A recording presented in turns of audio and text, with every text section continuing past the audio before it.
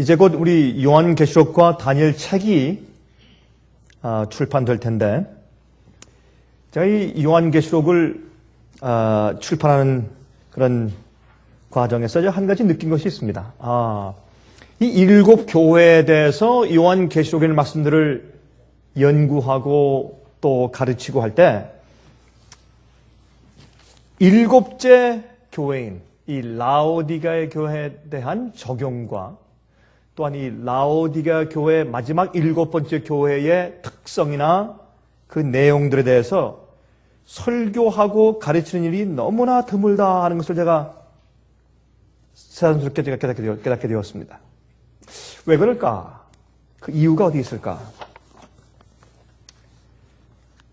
아마 그 이유는 많은 사람들이, 많은 그리스도인들이, 또한 이 요한계시록을 가르치는 사람들이, 또 그런 책을 쓰는 사람들이 이 라오디게아 교회가 현재 우리를 상징하는 것이다 라는 것을 가슴 정말 저리게 느끼는 그런 분들이 참 드문 것 같습니다.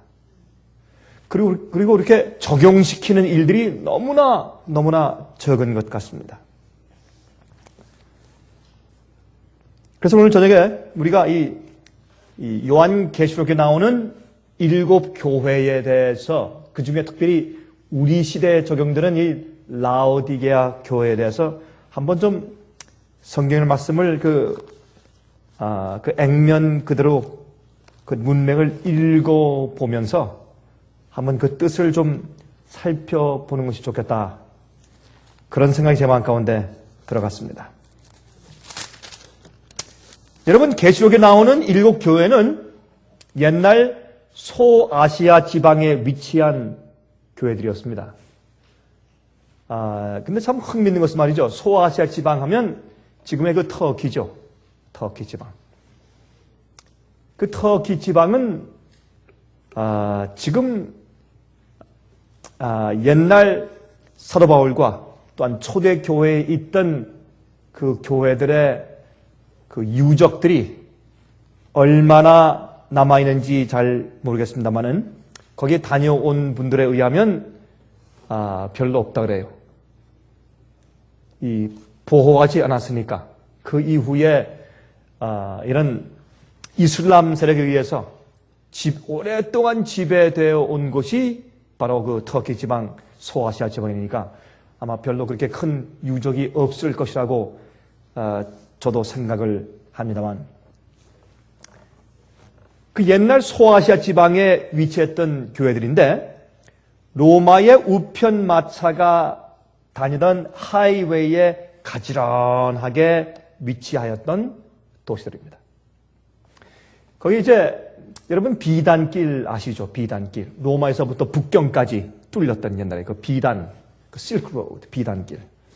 아마 그 길을 포함해서 아마 로마인들이 우편을 보내기 위해서 큰 이런 하이웨이를 건축을 했는데, 물론 아스팔트는 없었겠지만은, 그러나 꽤 그래도 마차들이 다닐 수 있는, 말들이 잘 달릴 수 있는 그런 길들을 잘 닦아 놓았다고 역사는 말하고 있습니다.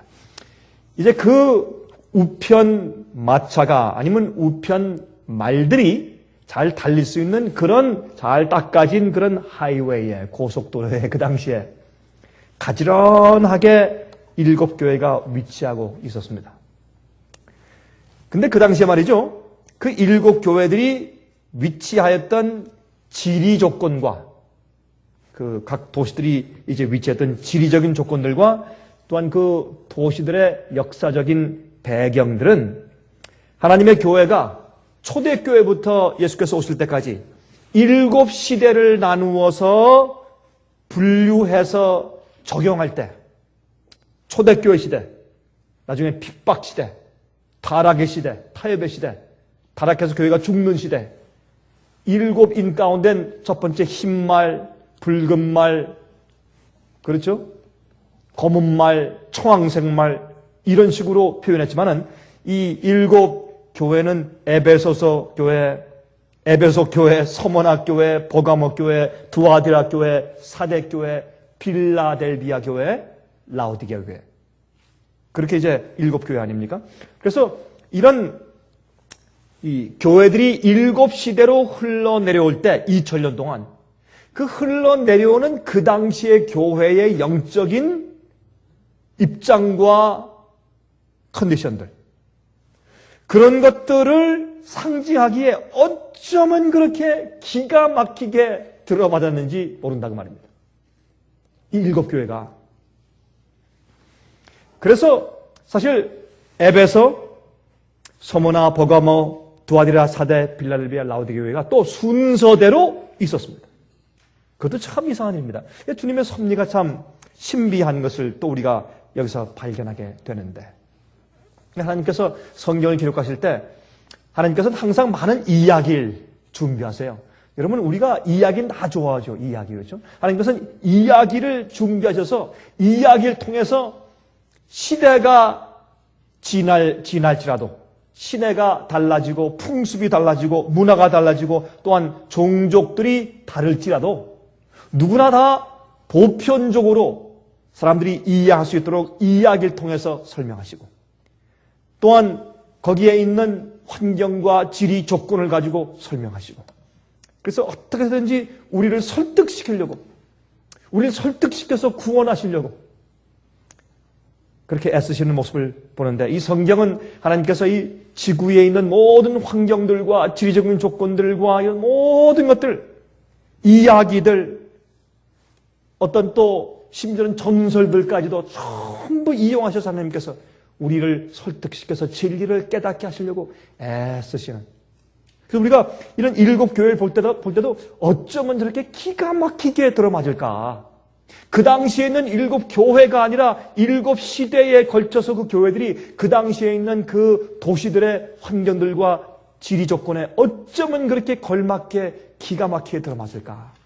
이것만 봐도 하나님께서 이 성경을 기록하신 놀라운 영감의 의미와 영감의 확실성을 우리가 깨닫게 되는 것입니다. 여러분, 이 라오디아 교회는 일곱 번째 마지막 교회입니다. 우리 그것만 생각해도 이제 우리가 사는 이 시대, 지금 우리가 공부할 이 라오디아 교회에 대해서 설명하신 이론 내용이 정말 우리가 부인할 수 없게 딱 들어맞는 이 시대에 지금 살고 있고, 그런 형편의 교회들을 지금 눈으로 보고 있는데, 이것만 봐도 예수께서 속히 오실 것이 틀림없다.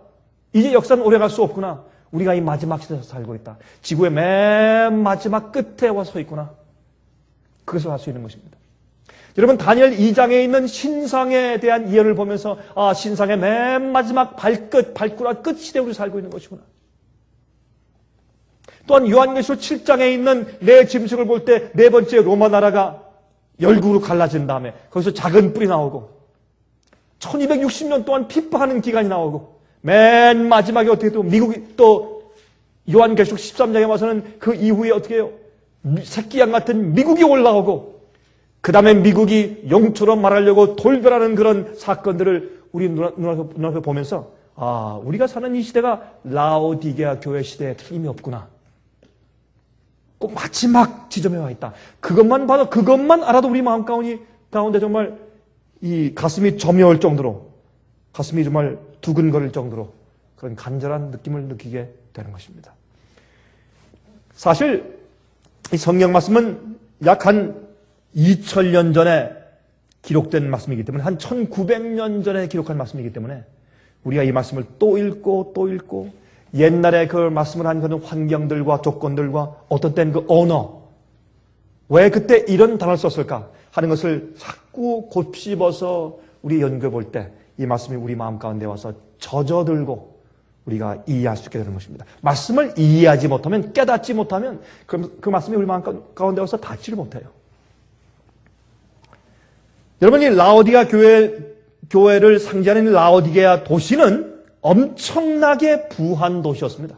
굉장히 부했어요. 예를 들면 AD 60년도에 예수님께서 부활하시고 승천하신 이후에 30년 지난 다음에 AD 60년도에 이 라오디게아 지방에 큰 지진이 났을 때도 로마 제국의 본부인 로마에서 말이죠, 경제적으로 지원해 주겠다라고 제안을 했을 때 그것을 거절했습니다. 그렇게 하실 필요 없습니다. 우리가 충분히 자금이 있습니다. 전혀 도움을 받지 아니하고 자체의 힘만으로 훌륭하게 복구하여 낸 것으로 꽤 이름이 나 있던 도시였습니다. 그것만 봐도 라오디게아 도시가 굉장히 부한 도시였습니다. 그래서 성경은 말하기를 이 교회에게, 라오디게아 마지막 시대 교회에게 말씀하기를 너희가 부하여 아무 부족한 것이 없다 하나 너희가 가난하고 가련하고 벌거벗고 그렇게 설명을 하시는 것입니다. 그래서 이 지리적인 조건들과 그 당시 역사적인 배경들을 읽으면서 하나님께서 왜 이런 이름을 붙여서 이 마지막 시대를 주님께서 상징하려고 하셨는가 하는 하나님의 성령의 지혜를 우리가 볼 수 있게 된다고 말입니다. 또 큰 상인들과 은행들이 있던 도시였어요. 여러분, 제가 이 스위스에 갔을 때, 스위스는 말이죠, 참 스위스 살기 좋아요. 지금도. 그리고 이 유럽에 있는 나라들 가운데서 스위스만큼 이 세금이 적은 나라도 드물 것입니다. 아주 살기가 좋은 도시고, 근데 좋은 나라고. 그 이유는 왜요? 온 세상의 부자들과 또 나라들의 돈을 어디다가 다 저금합니까? 스위스 뱅크에. 마약하는 상인들이나 독재자도 정치가도 부자도 숨길 만한 돈이 있으면 전부 거기 갖다가 비밀 구자를 열어놓고 다 하기 때문에. 그래서 참 그것만 가지고도 특별한 사람이 없더라도 관광산업 이외에 이런 스위스 나라에 뭐 하는 것이 있어요? 특별하게 무슨 수출하는 것도 없고. 근데 잘 살아요. 마찬가지로 이 라오디게아 교회는 엄청난 부를 가지고 있던 상인들과 은행들이 있던 도시였습니다. 많은 사람들이 이 라오디게아 도시에 와서 그 은행에 자기 돈들을 저축하고 왔습니다. 외국 사람들이 와서. 그래서 부하여 부족함이 없는 도시였습니다. 그곳에 또 유명한 의상이 있었어요. 이 라오디게아 사람들은 말이죠, 특별히 다른 데 가서는 얻을 수 없는 특별한 옷감을 거기서 만들었는데 그 옷은 아주 비싼 것이었습니다. 그 옷감을 가지고 만든 그 색깔의 옷을 입고 다니는 것이 유행이었는데 그 라오디게아 도시에 있는 사람들이 입는 유행 옷은 검은 옷이었습니다. 검은 옷. 그래서 여기 보면 내게서 흰 옷을 사서 너희 벌거벗은 수치를 가리게 하라. 그런 말씀이 나와요. 하나님께서 어떻게 이렇게 지혜롭게 말씀하시는지 몰라요. 그래서 우리가 성경을 이렇게 여러 가지 배경을 놓고 보면 마음 가운데 와서 닿는 것입니다. 이 검은 옷이 유행했어요. 검은 옷은 울, 양모죠. 양털, 양모와 실크, 비단을 섞어서 만든 검은 옷감은 아주 정평이 나 있었습니다. 아주 질기고 아주 멋있는 그런 옷을 그들이 입고 있었습니다. 여러분, 지금도 우리가 무슨 옷을 입으면 좋다고 합니까? 비단 옷과 울, 제일 좋죠? 그 당시에 그 두 가지를 합쳐가지고 아주 부드럽고 아주 보기 좋은 세련된 아름다운 옷을 입고 다녔습니다. 그래서 이 검은 그 좋은 옷을 입고 다니면 당신은 라오디게아 교회에서 왔어? 라오디게아 도시에서 왔어? 그렇게 물을 정도로 그것이 꽤 세계에 알려진 그런 검은 옷을 입고 다녔습니다. 또한 이 라오디게아에는 말이죠, 카루 템플이라는 유명한 의과 대학이 있었어요. 거기는 의과 대학이 있었습니다. 그 어떤 이 좋은 그 산 위에. 그런데 여기에서 만들어진 제일 그 당시에 세계적으로 잘 알려진 유명한 안약이 있어서 안약. 그 안약의 이름이 콜리리움이에요. 그러니 여러분 보세요. 너희가 어떻게 해요? 내게서 안약을 사서 발라 포기하라. 영적으로 눈먼 사람들에게 설명하시는 이제 그것을 여기 말씀하시면서 어떻게 해요? 그 당시 이 마지막 시대에 있는 마지막 지금 현대 눈먼 이 당시에 우리의 상태를, 우리 교회를 설명하시면서 그 당시 라오디게아에 있는 특징들을 들어서 우리에게 적용시키면서 설명을 하셨다고 합니다. 그곳에 산의 광물질로 만든 안약이었습니다. 어떻게 광물질로 안약을 만들까? 여러분 보세요. 우리가 쓰는 소금을 눈에 넣으면 좋습니까? 안 좋습니까? 좋아요. 그럼 소금이 뭐예요? 광물질 아니에요, 여러분? 그렇죠? 그러므로 여러분 이런 좋은 광물질로 만드는 그런 안약이 있었어요. 또한 그곳에 가장 유명한 것은 온천이 있었습니다. 온천. 그 온천은 히아레폴리스라는 히에라폴리스라고 하는 그런 산에서 흐르는 온천인데 물이 참 뜨겁답니다. 뜨거웠는데 이것이 이제 이 라오디게아 도시에서 약 한 5마일 떨어진 곳에 있었습니다. 그래서 거기서 막 뜨거운 물이 막 지금 내려오다가 이 광물질이 많은 곳이기 때문에 내려오다가 그것이 조금 이렇게 흘러서 그것이 떨어지면 마치 고드름처럼 이렇게 열려가지고 정말 아주 딱딱하게 굳어지면 이 petrified 이게 돌처럼 되어버리면 정말 아름답대요. 석회석 같은 건 고드름이 많고 정말 아름다워서 이제 관광 자원을 가지고 있는 그런 도시였습니다. 그런데 한 5마일 정도 온천에 뜨거운 물이 내려오다가 이 라오디게아 지방을 지날 때는 뜨뜻 미지근한 물이 되어서 흘러내려가는 것이었습니다. 그래서 이 라오디게아 교회의 상태가 뭐라고요? 뜨겁지도 않고 차지도 않고 미지근한 상태. 근데 참 재밌는 것은 말이죠.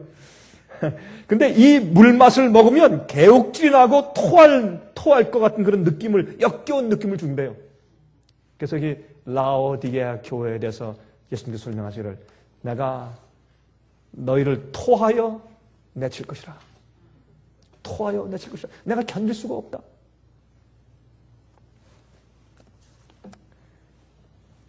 여러분 이렇게 우리가 이해하고 이 말씀을 읽으면 그 의미가 훨씬 더 이제 분명해지게 되는 것입니다. 우리 요한계시록 3장 14절부터 22절까지 한번 읽어보도록 하십니다. 요한계시록 3장입니다. 3장 14절부터 22절까지 이제 7교회에 대한 말씀이 요한계시록 2장과 3장에 있죠. 그 마지막인 14절부터 22절까지 7번째 마지막 시대, 우리가 살고 있는 이 현대 교회를 상징하기 위한 마지막 교회에 대한 언급이 여기에 기록되어 있습니다. 여러분 특별히 화면을 통해서 보시는 분들은 아마 이런 말씀들이 좀 생소할지 모르겠습니다. 그렇습니다. 우리가 지금 처해 있고 살고 있는 이 현대 교회가 마지막 7번째 교회고, 그리고 바로 이 라오디게아 교회의 형편이 바로 우리의 형편을, 영적인 형편을 말씀하고 있는 것입니다. 읽어보십시다. 라오디게아 교회의 사자에게 편지하기를 아멘이시요 충성되고 참된 증인이시요 하나님의 창조의 근본이시니가 말씀하시되 내가 내 행위를 아노니 내가 차지도 아니하고 덥지도 아니하도다. 내가 차든지 덥든지 하기를 원하노라. 내가 이같이 미지근하여 덥지도 아니하고 차지도 아니하니 내 입에서 너를 토하여 내치리라. 내가 말하기를 나는 부자라 부유하여 부족한 것이 없다나 내 곤고한 것과 가련한 것과 가난한 것과 눈먼 것과 벌거벗은 것을 알지 못하도다.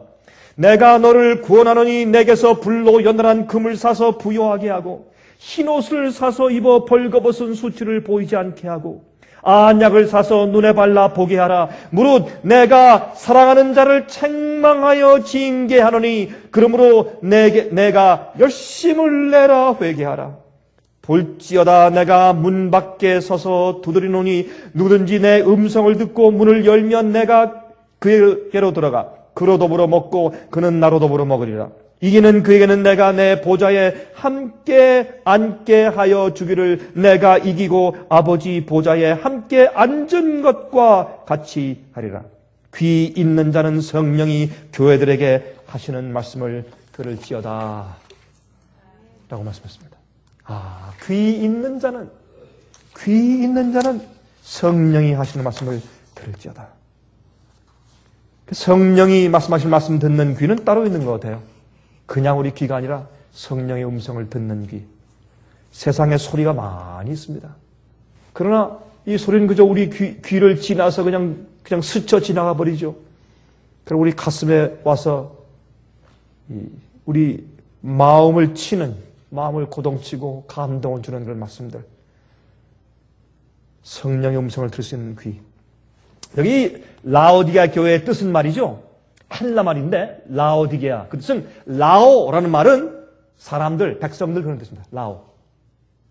또 디게아의 디아 아니면 디카 아니면 디케이라고 하는 말은 그건 의로운 올바른 심판이라는 뜻이에요. 그래서 라오디게아 라오디케아 그렇게 말을 하면 이 뜻은 백성들을 심판한다 그런 뜻입니다. 그러므로 하나님께서 심판하시는 시대, 사람들을 심판하시는 시대에 살고 있는 교회를 라오디게아 교회라고 말합니다. 참 흥미있는 이름이에요. 그렇죠?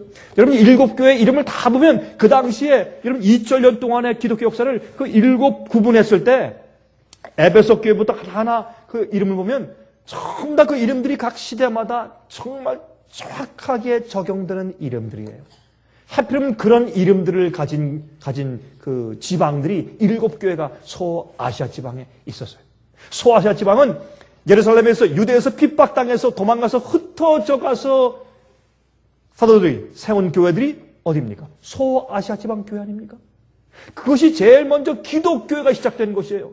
조금 그 밑에 여러분 이 안디옥은 말이죠. 제일 처음에 어떻게 그리스도인들이 그리스도인들이라는 이름을 불러졌던 곳이 바로 그곳입니다. 하나님께서 그곳에 이 일곱 도시를 주님께서 두시고 아마 주님께서 이렇게 섭리하시고 그렇게 계획하시고 디자인하시고 그 일곱 교회를 통해서 이 세상의 일곱 교회를 이렇게 상징해 주실 줄 누가 알았겠습니까? 참 하나님의 이 영감의 기록의 놀라움을 다시 한번 느끼게 되는 것입니다. 그래서 이 지구의 역사의 마지막 교회인데 이제 더 이상의 기회나 은혜가 주어지지 않는 마지막 시대에 살고 있는 교회. 마지막 교회. 라오디아 교회. 우리가 마지막 시대에 살고 있는 교회예요. 이 교회는 여섯 번째 교회인 빌라델비아 교회의 바로 다음이죠. 그런데 여러분 성경에 보시면 빌라델비아 교회는 뜨거운 교회였어요. 빌라델비아 교회는 책망이 없습니다. 전혀 책망이 없어요. 근데 그 다음에 일곱 번째 교회인 우리 시대의 이 라오디게의 마지막 시대의 교회는 칭찬이 없습니다. 우리 전 시대엔 말이죠. 빌라델비아 교회 시대에는 이런 말씀을 나요. 내가 문을 열었는데 이 문을 열어놓은 문을 닫을 자가 없다. 그건 전도의 문이에요. 지금까지 말이죠. 우리 전 시대에 있었던 19세기에 1800년도, 1900년도 초기 그렇죠? 엄청난 전도가 있어요. 빌라델비아 교회는 어떤 의미에서 18세기부터 19세기까지 이어지는 그 세대가 빌라델비아 교회입니다. 여러분 빌라델비아는 의 뜻은 그는 형제 우애, 형제 사랑 그런 뜻이에요. 온 세상의 영혼들을 사랑해서 정말 선교사를 무수하게 파견해서 죽고 어려움당하고 굶주리고 얼어 죽고 어마어마한 전도의 문이 열려서 그 당시에 특별히 말이죠. 온 세상에 여행할 수 있는 그런 문들이 열렸어요. 각 나라마다 사람들이 여행을 다니면서 관광하기를 즐기는 그런 문이 열렸어요. 예? 여러분 그래서 그 당시에는 정말 엄청난 전도의 문이 열렸던 시대이기 때문에 미국에 있는 기독교회가 중세기 때 핍박받았다가 미국으로 도망왔던 청교도들이 이제 교회에 힘을 더한 다음에 그 힘을 가지고 온 세상에 나가서 문 열린 모든 나라마다 그 당시엔 여러분 공산주의가 없었어요. 그렇죠? 파시즘이 없었어요. 나치스가 없었어요. 어디 나가서 복음을 전할 수 있었어요. 미국에도 부가 있고 그래서 다니면서 크게 전도했던 시대이기 때문에 뜨거운 시대였어요. 그런데 그 뜨거운 온천이 막 솟구쳐 주님에 대한 사랑과 복음에 대한 열정이 솟구쳐 온천이 올라와서 뜨겁게 흐르고 그러다가 우리 시대에 와서 이 시대에 와서는 미지근하게 되어버렸어요. 그래서 라오디가 교회예요. 이것이 역사적으로 얼마나 기가 막히게 들여봤는지 몰라요. 그래서 뜨겁지도 않고 차지도 않고 뜨거운 것은 무엇인가? 뜨거운 것은 여러분 이 뜨겁다는 이 말은 영어로 이것을 번역하면 fever, 열이에요, 열. 여러분이 병 났을 때 열이 오르죠. 그런 열이라는 뜻이에요. 그냥 뜨겁다는 뜻이에요. 열이 오르. 그냥 막 이 복음 때문에 진리 때문에 주님을 향한 열심 때문에 마음 가운데 어떻게 그 충정 때문에 뜨거움이 막 솟구치는 견딜 수 없는 여러분 온천이 왜 올라와요? 밑에서 너무 뜨거우니까 끓어오르는 거 아니겠어요? 용암이 왜 올라와요? 뜨거우니까 이 겉으로 분출되는 것이죠. 그런 식으로 열이 뜨겁게 올라오는 그런 것을 표현하는 것입니다. 그것이 우리 마음 가운데 있어야 돼요. 주님을 향한. 주님을 생각할 때, 말씀을 볼 때 우리 마음 가운데 뜨거움이 있어야 돼요. 내가 이렇게 귀한 말씀을 가지고 내가 이렇게 가만히 있을 수 있겠는가? 내가 이 말씀을 어떻게 해야 될까? 내가 저런 주님을 위해서 내가 무엇을 해야 될까? 저 주님께 내가 어떤 헌신을 드려야 될까? 뜨거움이 온천처럼 솟구쳐 올라오든지 아니면 주님을 안 믿든지 그 이방인들의 차든지 전혀 열이 있든지 없든지 둘 중 하나예요. 미지근하면 주님을 믿는다고 공언하지만은 주님을 향한 사랑의 열정이 식은 교회, 사랑의 열정이 없는 개인적인 경험, 그런 이 생애, 그런 것들을 여기에 미지근한 상태라고 말하는데, 그런 상태는 주님께서 가장 견디기 어려워하시는 역겨운 상태라고 이렇게 말씀을 하시는 것입니다. 여러분 왜 교회가 요즘에 핍박이 없습니까? 핍박이 없는 이유가 있어요. 너무 세상적이기 때문에 핍박이 없어요. 세상에 볼 때 당신들이나 우리나 똑같은데 왜 핍박을 해요? 그렇죠? 아니, 요새 봅시다. 요새 배우들도 광대들도 딴따라 이렇게 얘기하면 가수들이 기분 나쁘겠다. 그렇죠? 아주 천박한 노래를 부르는 사람들이나 별하별 그런 쇼를 다 하는 배우들이나 아니면 남을 그저 등쳐먹든지 사기를 치든지 어떻게 하든지 좋은 술을 팔든지 담배를 팔든지 뭘 하든지 간에 사람들에게 해를 끼치는 것을 팔든지 말든지 간에 부자면 교회에 와서 주님께 축복받았다는 그런 말을 들을 수 있고, 그렇죠? 또 무슨 일을 해도 예수 이름을 부를 수 있고 교훈이라고 말할 수 있는, 그렇죠? 그런 시대에 살고 있어요. 다시 말해서 내가 세상에서 무슨 일을 하든지 그 일하는 일과 교회 와서 예배드리는 것과 별 차이가 없어요. 내가 어떤 직장을 가지고 어떤 사업을 하고 어떻게 살든지 간에 교회 와서 별 상관이 없어요. 의로운 자와 의롭지 못한 자의 차이가 별로 없어요. 세상과 영적인 교회의 차이가 없어요. 그렇죠? 그러니까 교회에 무엇이 없습니까? 핍박이 없습니다. 교회의 세속을 지적하고 죄를 죄라고 부르고 곧바른 진리를 이야기하고 곧바른 증언을 말하고, 그렇죠? 그렇게 하고 또한 더러운 곳에서 분리되고 악한 것에서 분리되고 정결을 유지하려고 하고 진리를 유지하고 오류를 용납하지 않냐고, 그렇게 하면 맨날 핍박을 받겠죠. 맨날 욕 먹고 구설수에 오르고, 그렇죠? 그러나 세상을 편안하게 해주니까 세상이 핍박할 필요가 없어요. 세상이 교회에 들어왔기 때문에.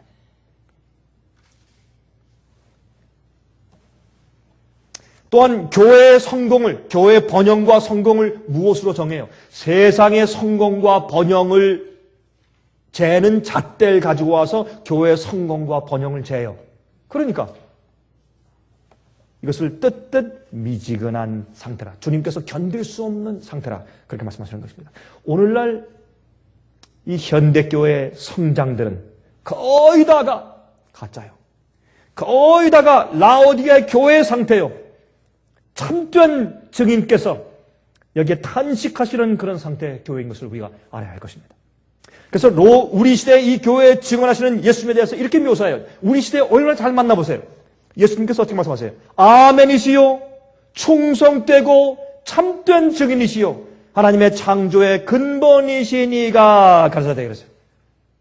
참 기가 막힌 말씀이죠. 이 마지막 시대에 우리 형편을 너무나 잘 아시기 때문에 주님께서 예언하시면서 이렇게 말씀하세요. 왜 아멘입니까? 예수님은 왜 당신을 아멘이라고 그래요? 아멘. 이건 히브리어의 단어예요. 아멘은. 우리가 아멘 할 때. 근데 우리 미국 사람들은 말이죠. 그것도 모르고서 에이멘 그래요.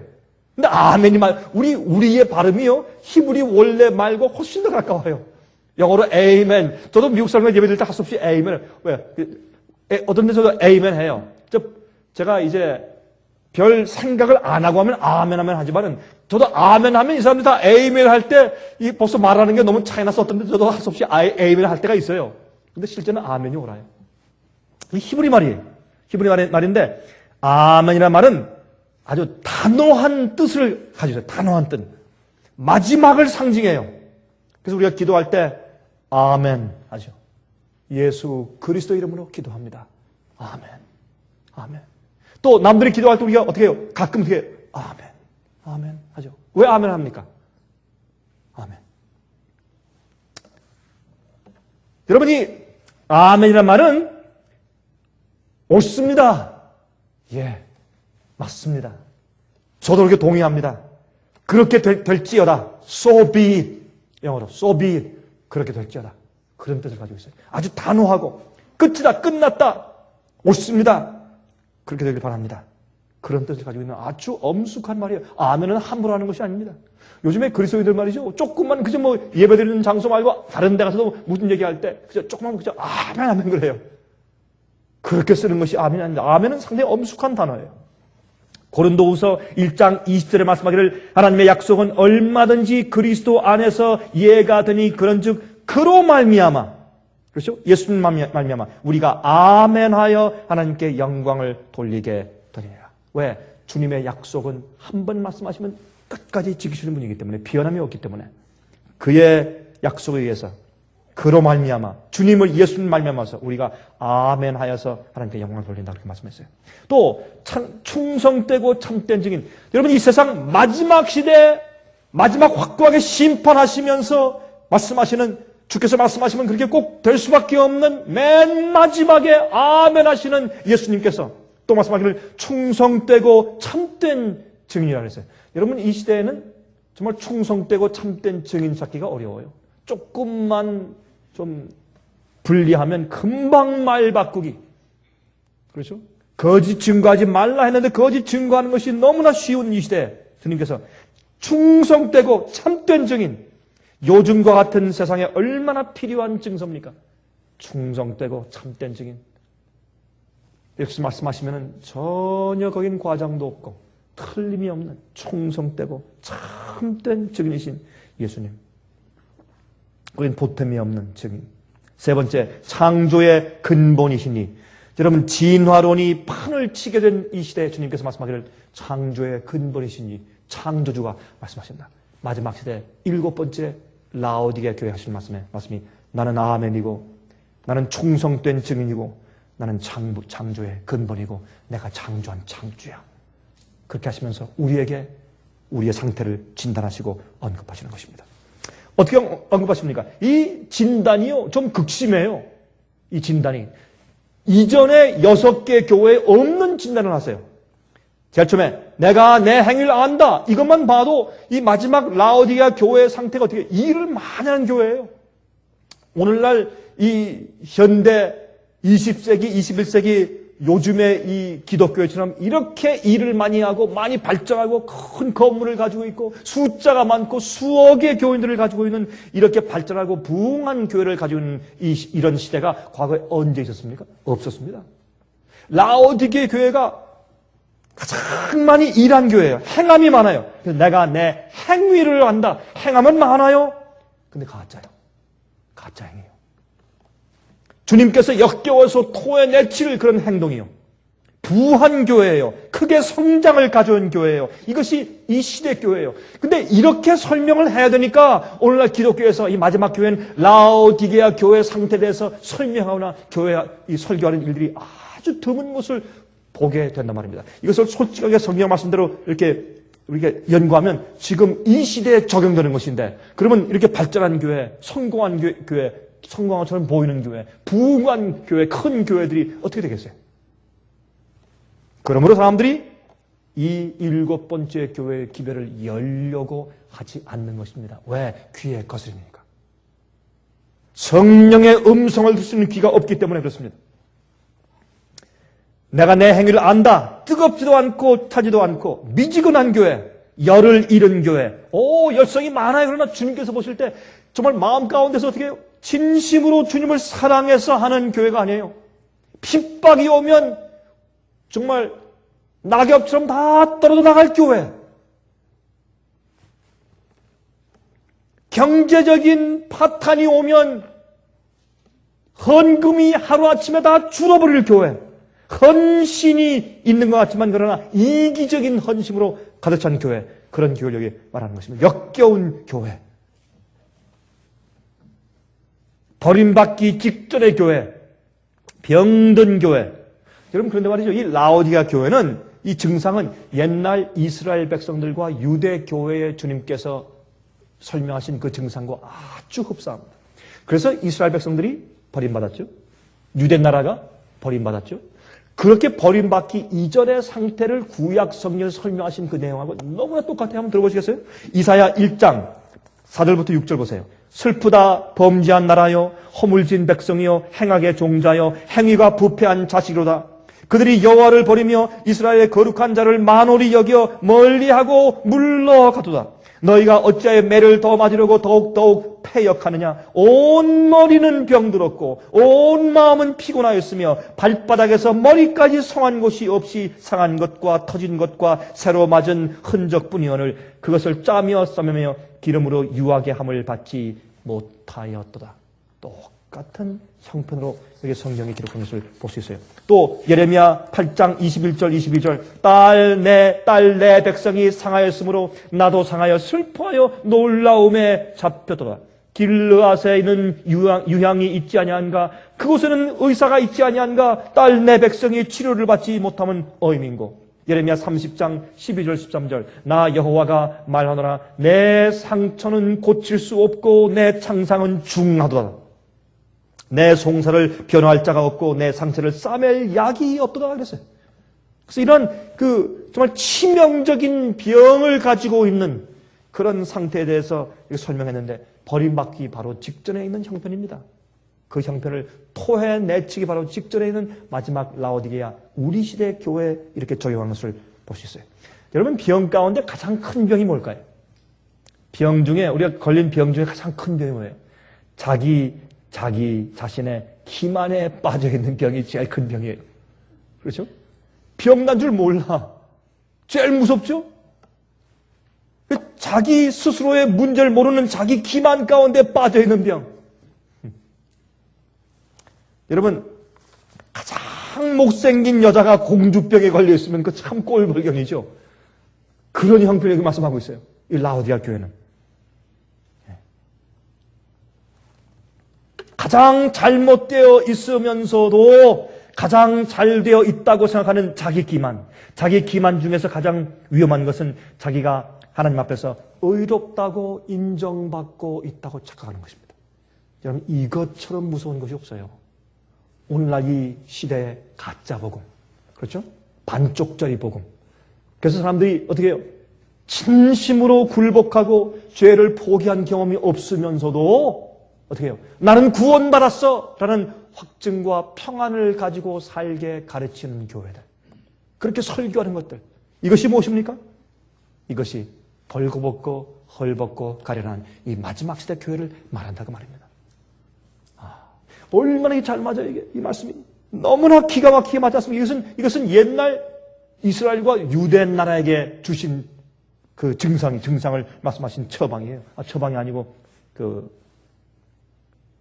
diagnosis. 뭐라 그러죠? 예? 진단이에요, 진단. 그래서 우리가 이 현대교회에서 해야 될 첫 번째 일은 무엇이냐면 우리의 영적인 가난한 상태를 알아야 돼요. 병난 상태를 깨닫고 주님의 처방을 받아야 돼요. 여러분, 의사가 치료할 수 없는 환자가 있어요? 죽어도 안 믿는 환자. 아무리 얘기해도 말 안 듣는 환자.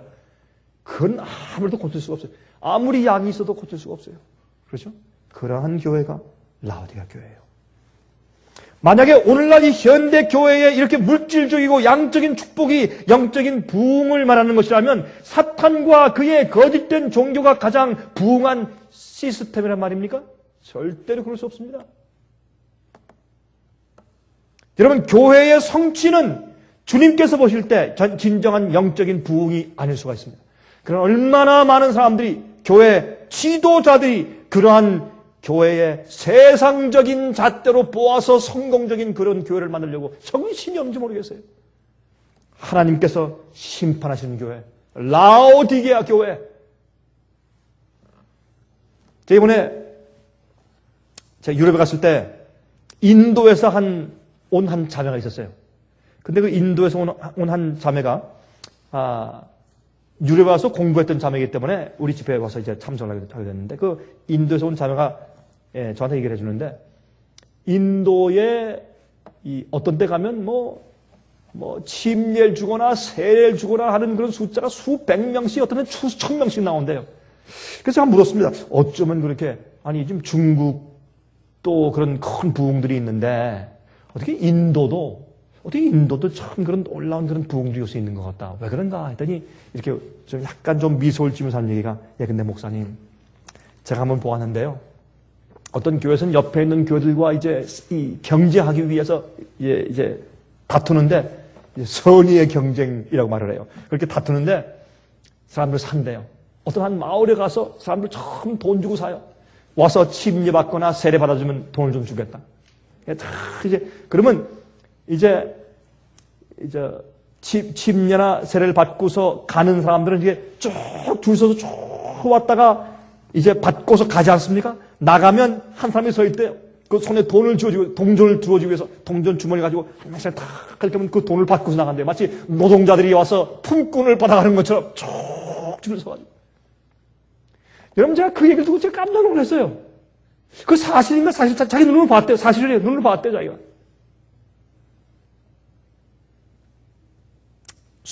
교인 수를 늘리고 경제하기 위해서.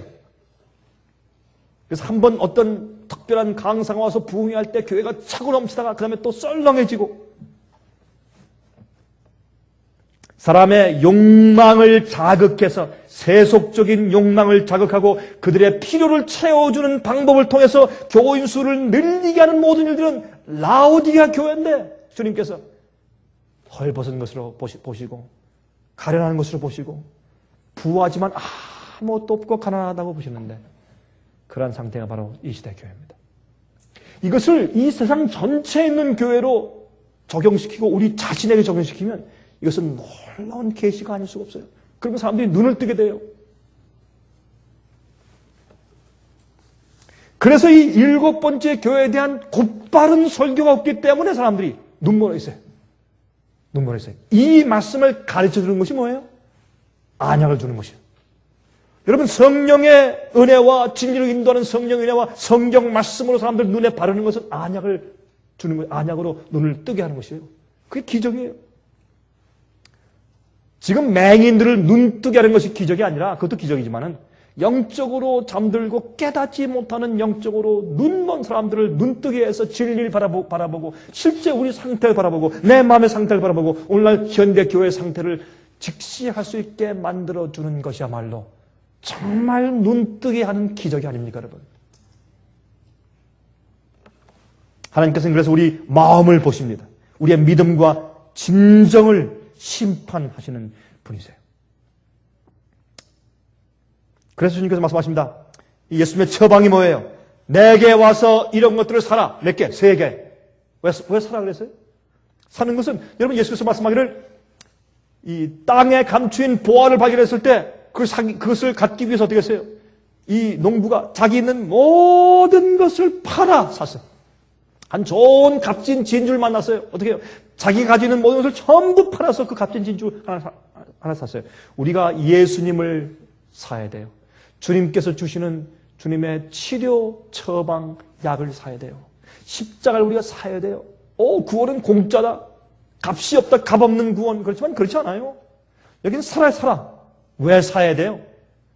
주님께서 당신의 구원을 값없이 주시지만 우리 편에서 내가 가진 모든 것을 비워야 합니다. 다 굴복하고 주님의 뜻과 진리의 말씀과 맞지 않는 것들은 다 포기하기로 결심하지 아니하면 주님의 것이 내게 들어오질 않습니다. 주께서 말씀하기를 내게 와서 사라. 우리 값이 뭐예요? 우리에겐 돈이 없어요. 나를 주 앞에 드리는 것입니다. 내 죄를 주 앞에 드리는 것입니다. 주의 진리와 맞지 않는 모든 것들을 주 앞에 드리는 것입니다. 주님께서 진리로 우리에게 다가오실 때 거기에 맞지 않는 내 모든 것을 주 앞에 드리고 무릎 꿇고 고백하고 굴복하는 것이 바로 대가입니다. 모든 것을 팔아 그 보화를 사고 진주를 사는 것이 구원을 얻는 경험입니다. 많은 사람들이 그것을 이해하지 못해요. 제일 처음에 사는 것은 무엇입니까? 불로 연단한 금이에요. 금. 여러분, 찌꺼기가 불로 태워 없어진 순수한 금이에요. 이것은 핍박과 시련들을 통해서 태워진 순수한 금입니다. 예수님의 비유들 중에서 보물과 진주의 값은 그가 가지고 있는 모든 것이죠. 근데 이렇게 전부 다 자기 모든 것을 바치면서 주 앞에 나오는 그렇게 대가를 치를 수 있는 그런 믿음을 어떻게 얻는가 하면 우리의 시련과 핍박들을 통해서 얻어요. 여러분 이게 무슨 말이에요? 갈라디아 5장 6절에 말씀하기를 그리스도 예수 안에서는 할례나 무할례가 효력이 없대. 사랑으로서 역사하는 무엇뿐이라고요? 믿음뿐이라.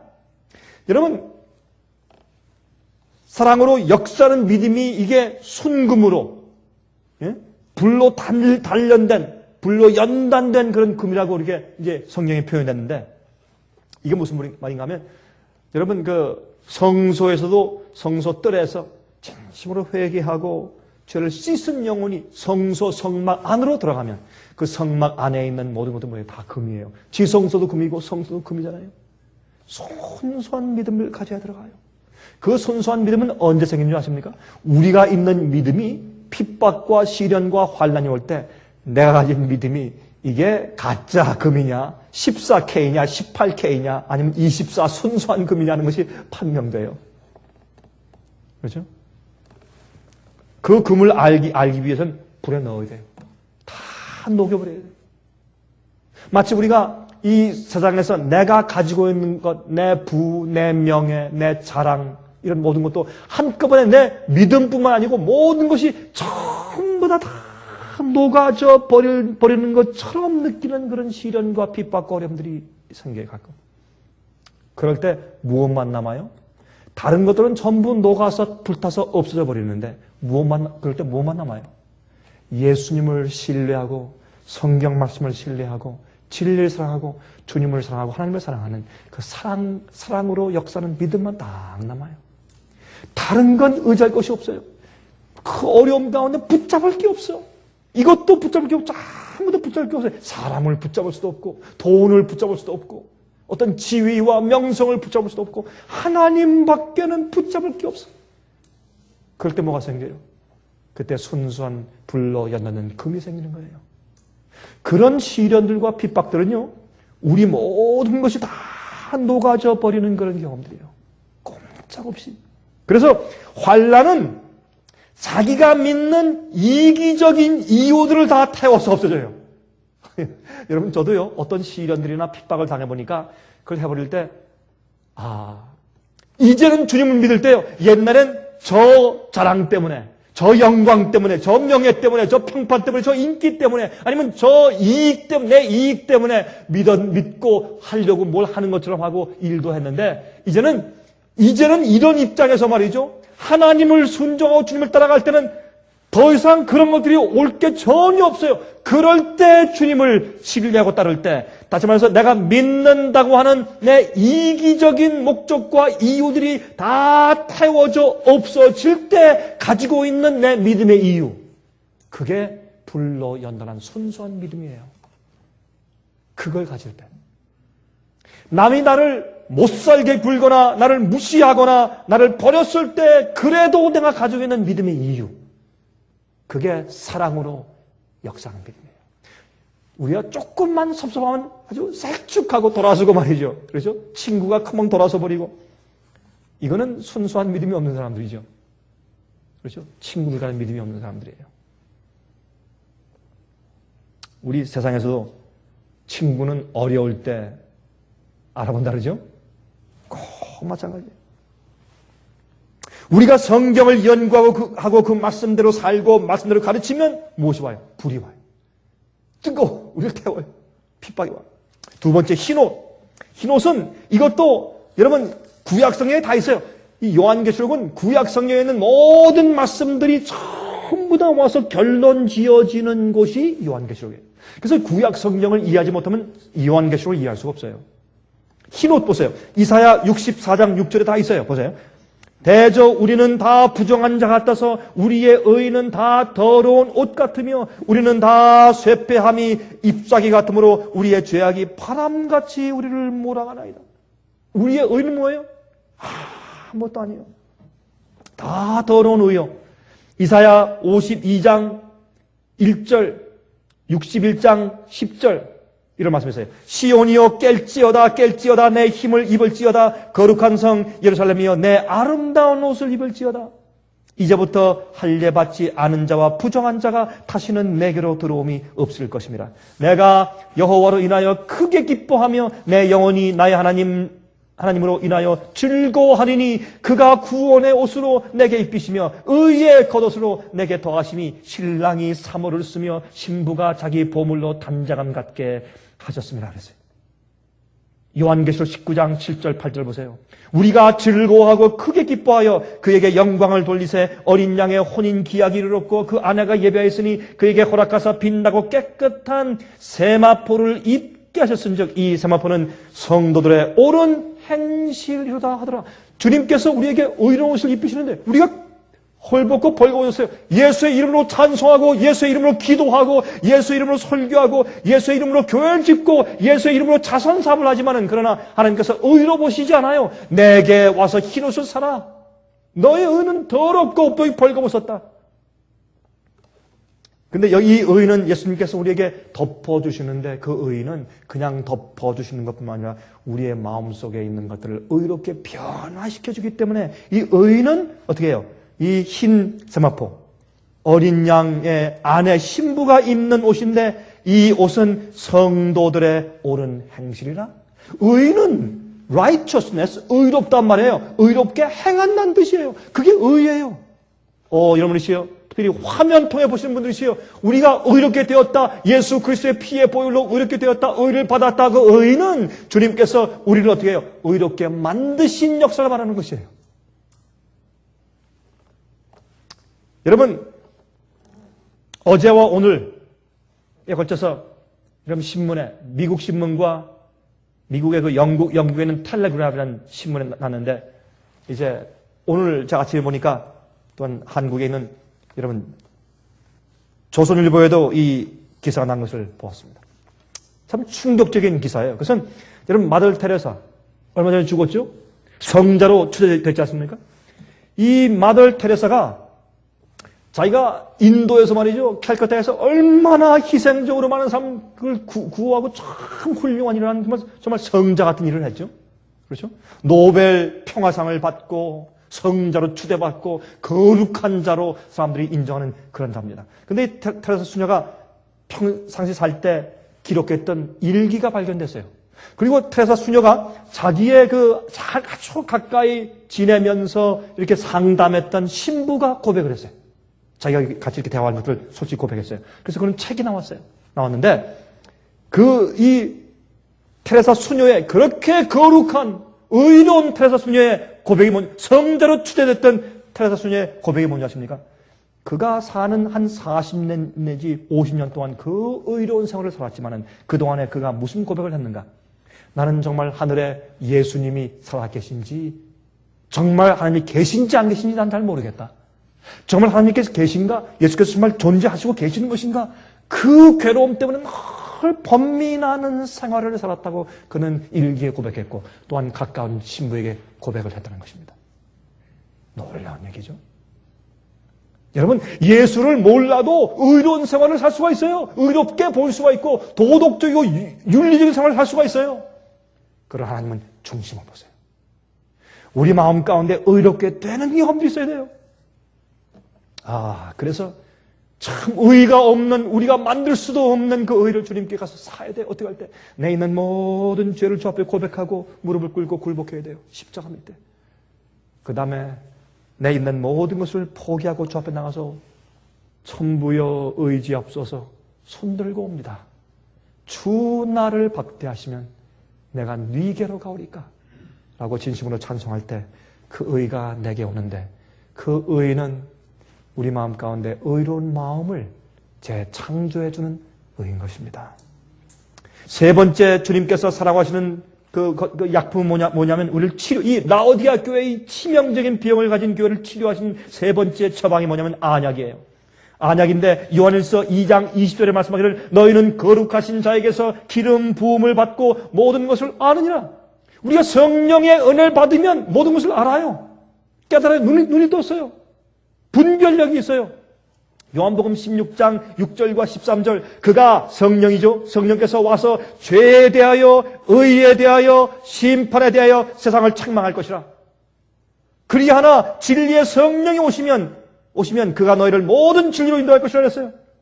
시편 119장 18절 내 눈을 열어서 주의 법에 기이한 것을 보게 하소서.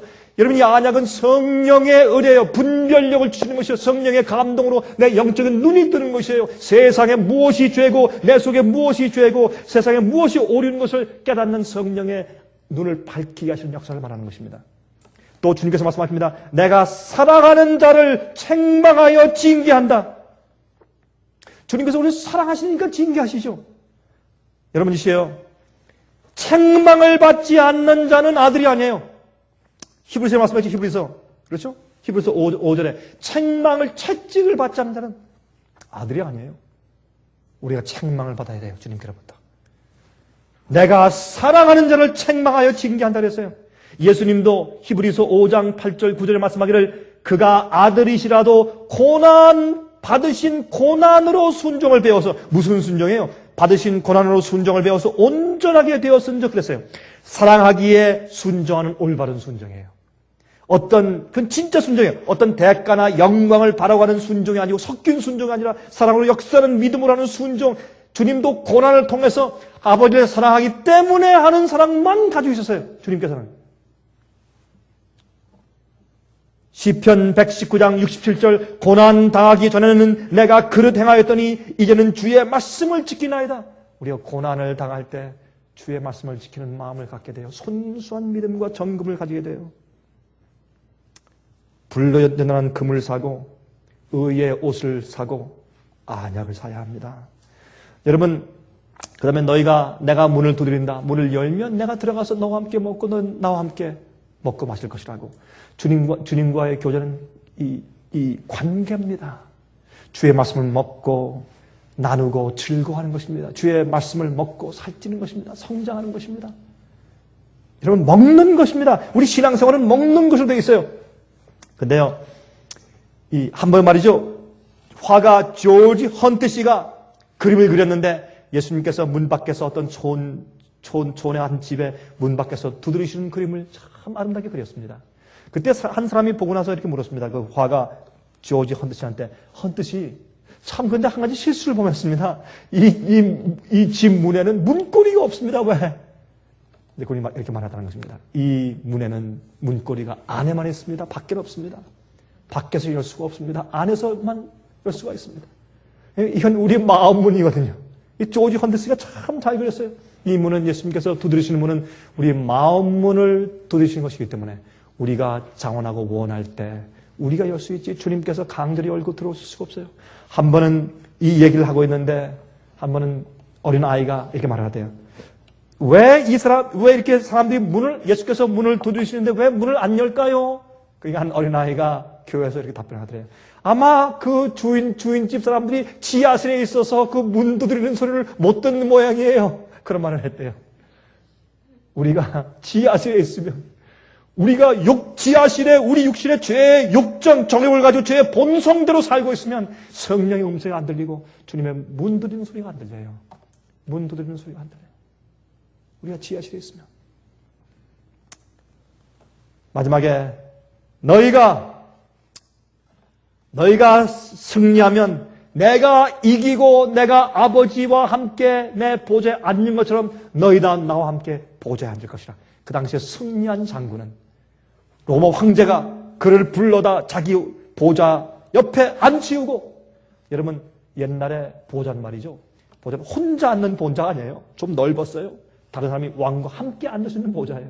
승리한 장군이 올라와서 왕과 옆에 같이 앉아서 영광을 받는 것입니다. 우리는 죄인들이 하늘에 올라가서 이 세상에 왕들이 올라와서 왕들이 자기 영광을 가지고 하늘에 들어올 것이라고 그렇게 요한계시록 22장은 말씀을 합니다. 여러분이시여, 그걸 우리가 보좌에 함께 앉을 것이라고. 이 말씀은 이사야 52장 1절 2절에도 이렇게 말씀했어요. 다시는 내게로 부정한 자가 다시는 내게로 들어옴이 없을 것임이라. 너는 티끌을 떨쳐 버릴지어다. 예루살렘이여 일어나 보좌에 앉을지어다. 우리는 하늘 보좌에 앉은 자처럼 생활하고 생각해야 돼요. 세상에 더러운 악인들이 사는 것처럼 생각하면 안 될 것이에요. 우린 이미 하늘에 올라서 보좌에 앉아있는 자처럼 주님과 함께 승리한 자처럼 생각하고 그렇게 살아야 될 것이에요. 그렇게 사는 자에게 앞으로 주님께서 영원히 당신과 함께 보좌에 앉게 하실 것입니다. 라오디게 교회에 칭찬이 없지만은 약속과 축복 가운데 가장, 이 7교회 가운데 가장 큰 약속과 축복이, 그런데 이 라오디게 교회에서요, 예수님과 함께 같이 하늘 보좌에 앉게 해주겠다. 이거는 12 제자에게 한 약속이요. 그래서 라오디아 교회에서 누가 나와요? 14번 사촌이 나와요, 여러분. 그렇죠? 12지파를 대표하는 사람들이 나와요. 영적인 참 이스라엘이 나와요. 여러분이시요, 라오디아 교회에서 보좌에 앉는 백성들로 변화되기를 간절히 바랍니다. 자비하신 하늘에 계신 우리 아버지, 우리에게 성령의 분별케 하시는 안약을 발라 보게 하셔서 우리의 형편을 깨닫게 하시고, 또한 하나님의 그 의롭고 정결한 의의 옷을 입을 간절한 소원이 생기게 저를 도와주시고, 또한 모든 것들을 불태우는 그러한 불을 저희 생애 가운데라 가사, 그래서 불로 연단한 금이 순전한 믿음, 순전한 동기, 사랑의 동기 때문에 무엇이든지 할 수 있는 그러한 믿음 생기게 저희를 도와주시옵소서. 주여, 이 말씀을 듣고 본 많은 영혼들 심령 가운데 성령께서 역사하시고 들을 귀가 있는 자들에게 역사하셔서 보게 하시고 깨닫게 해주시옵소서. 그리고 주 앞에 올바로 나가서 의를 사모하게 하시옵소서. 예수 그리스도의 귀하신 이름을 의지해서 간절하게 기도하옵나이다. 아멘. 은혜 많이 받으셨습니까? 지금까지 들으신 이 생애빛 예배 설교는 간절한 마음으로 진리를 찾는 분들과 정직한 양심으로 말씀을 받아들이고 언제나 진실이 무엇인지를 생각하는 그리스도인들을 위한 말씀입니다. 주변 가족들이나 친지들 중에 말씀을 사모하고 순결한 신앙을 갖기 소원하는 분들이 계시면 저희 생애빛 예배 설교 테이프를 소개해 주시기 바랍니다. 매주 원하시는 분들의 가정으로 직접 배달되는 생애빛 예배 설교는 개인의 신앙 부흥이나 소규모 그룹 예배를 위하여 비디오와 오디오 카세트 테이프, DVD, CD로 제작되었습니다. 생애빛 예배 설교 테이프를 원하시는 분들은 1-877-704-1004번으로 전화하여 신청하시면 됩니다. 그럼 다음 시간까지 안녕히 계십시오.